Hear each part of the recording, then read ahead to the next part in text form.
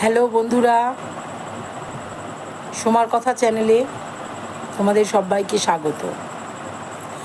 আজ আমি আবার মাধ্যমিকের ইতিহাসের একটা টপিক নিয়ে তোমাদের সামনে আলোচনা করব।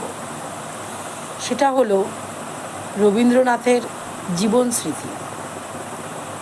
জীবন স্মৃতি রবীন্দ্রনাথ ঠাকুর লিখেছিলেন যখন তিনি ভেবেছিলেন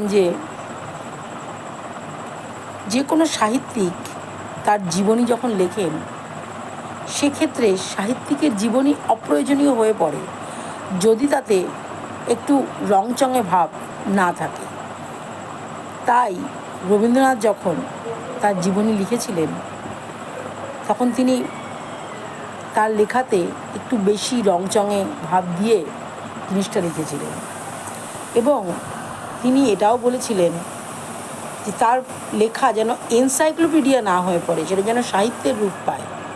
তাই তিনি তার লেখায় সুন্দর এবং সাবলীলভাবে ভাষা প্রয়োগ করেছিলেন, যাতে যে কেউই পড়লে সেটা সহজভাবে বুঝতে পারে এবং মানুষের একটা লোভ তৈরি হয়, পড়ার যে লোভ, সেইটা তিনি তার ভাষা দিয়ে ফুটিয়ে তুলেছিলেন।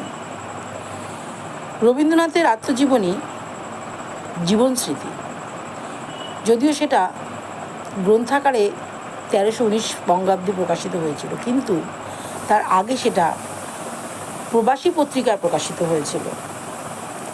এবং সেখানে রবীন্দ্রনাথের শিশু জীবন, শুধু রবীন্দ্রনাথ নয়, ঠাকুর বাড়ির শিশু জীবন, রবীন্দ্রনাথের কাব্যচর্চা, গীত চর্চা এবং রবীন্দ্রনাথের ছোট থেকে বড় হয়ে ওঠা সমস্ত বিষয় সুন্দর এবং সাবলীলভাবে তিনি সেখানে ব্যক্ত করেছেন।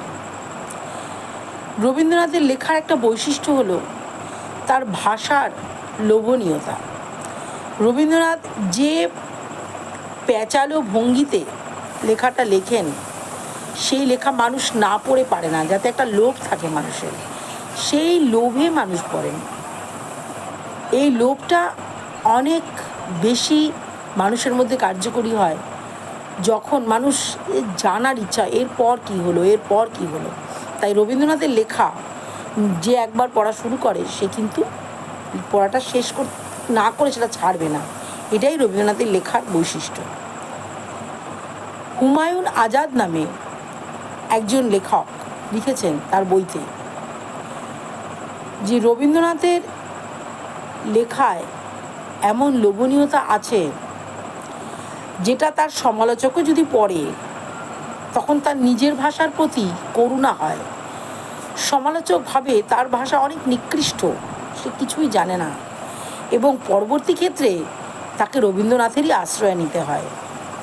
তাই রবীন্দ্রনাথের জীবন স্মৃতি একটা আত্মজীবনীমূলক গ্রন্থ হলেও সেটা পড়ে আমরা রবীন্দ্রনাথ যে বিশ্বকবি, কেন বিশ্বকবি, তার লেখাটা পড়লেই আমরা বুঝতে পারবো সে কেন বিশ্বকবি।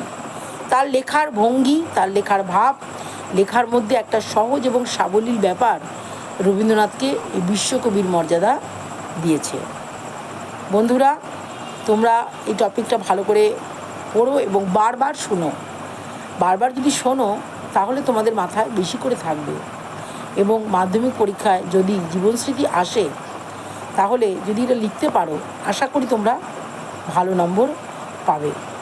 আজ এই পর্যন্তই বন্ধুরা, টাটা।